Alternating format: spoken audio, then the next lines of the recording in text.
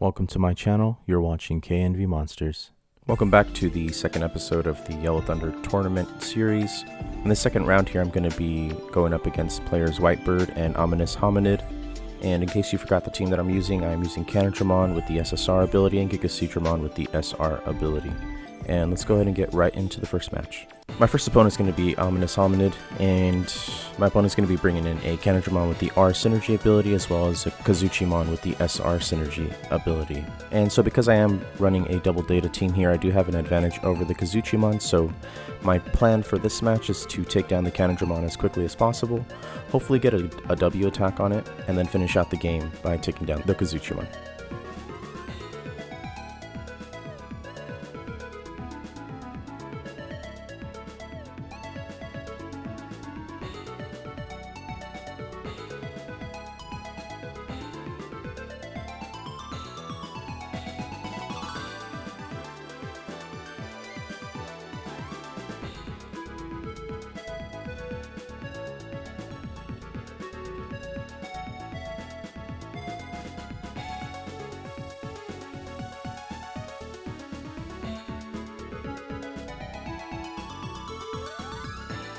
So I decided to W attack on this turn here, hoping that my opponent was going to block with the Cannondramon, which did pay off.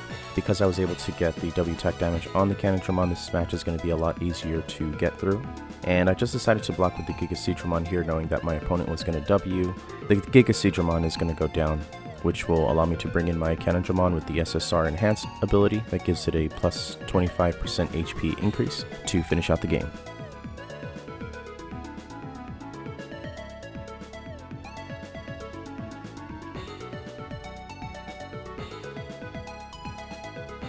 So the Cannondramon does go down with one more hit, and then all that's left to do is burn down the Kazuchimon as quickly as possible.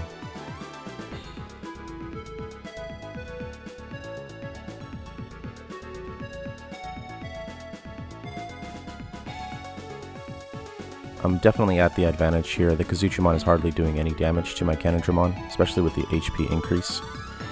And I am definitely doing more damage, even though the Kazuchimon does have the synergy ability.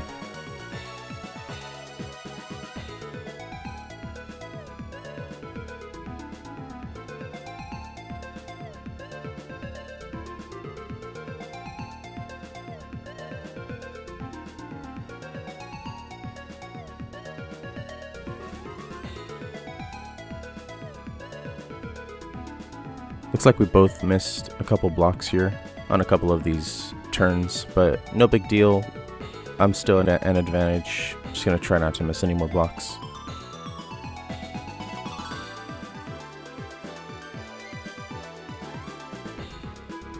The reason I did decide to go with a double data team is because looking at the roster for the Yellow Thunder tournament, I didn't see any real virus monsters that would be a threat to data monsters. So I felt very comfortable coming into this format with the double data team, because I was assuming my opponents were either going to be running a data virus team or a double data team as well, which basically allowed me to just decide to run with the double data team. Also too, the tankiness of this team is super insane. You've got the Cannondramon with the plus 25% HP increase, and then you got the Gigaseedramon with the plus 15% BP increase. Just makes this team very tanky overall.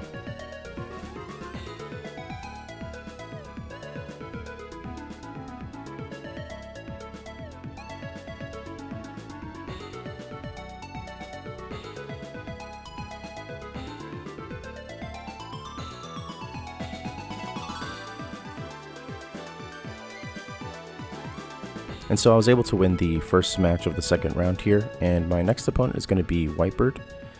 And Whitebird is going to be bringing in the Shoutmon X7 with the SSR Sap Life ability, as well as the Shockamon with the UR Wonder ability.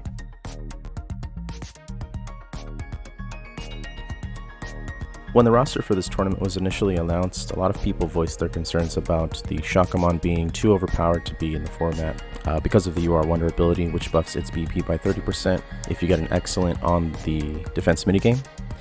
But that ability does require a lot of skill to consistently hit an excellent block every time, and so if you miss it, you're either getting a normal BP increase or you're getting negative BP increase, depending on if you miss it before or after. And so Shakamon is definitely a threat, but because I am running a double data team, I don't feel as threatened to face it in battle.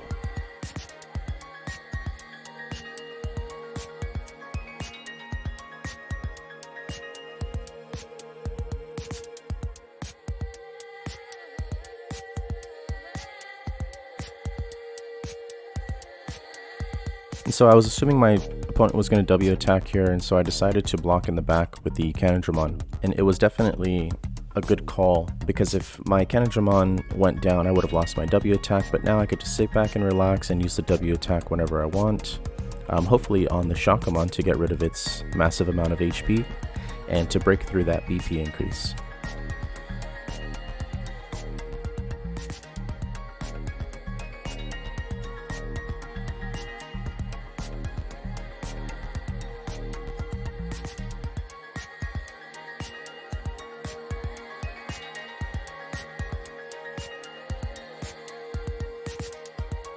I was kind of contemplating here if my opponent was going to block with the Shakamon in the back to save the Shakamon X7. There is a good reason for doing that, because then it throws me off as to when I should be using my W attack, but then the Shakamon wouldn't be getting the BP increase, and so I didn't see that as a good idea for my opponent. And so I was able to take down the Shakamon X7 with one more attack, and then I W'd on the very next turn here.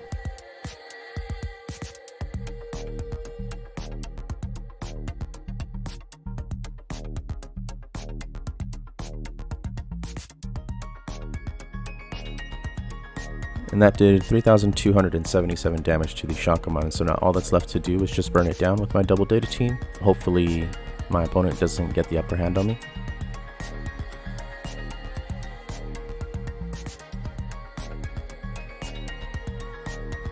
Also too, the Cannondramon does survive one more turn here, and so I'm able to get a little bit more chip damage on the Shakamon, which makes my life a lot easier, because now the Cannondramon is going to come in on the next turn and just start dishing out damage.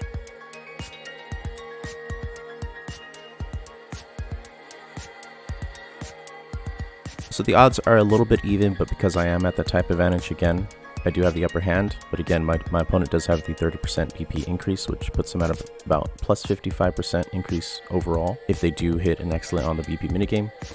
And so I just have to make sure that I'm doing as much damage with the bubble game as possible, and I cannot miss any blocks, otherwise I will lose this game.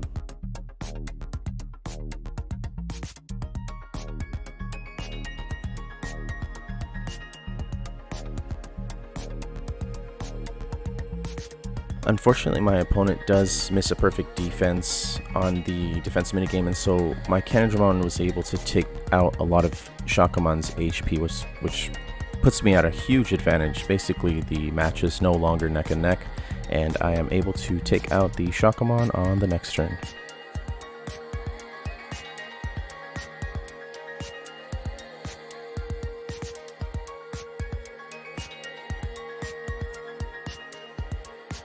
And there you go, I take match 2 on the second round here, which puts us in the final round.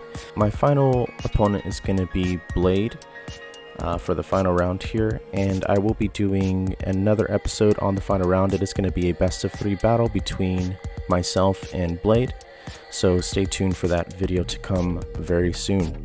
Thank you very much for watching. I appreciate it. Please do not forget to like, comment, and subscribe, and let me know if you are interested in participating in any future tournaments.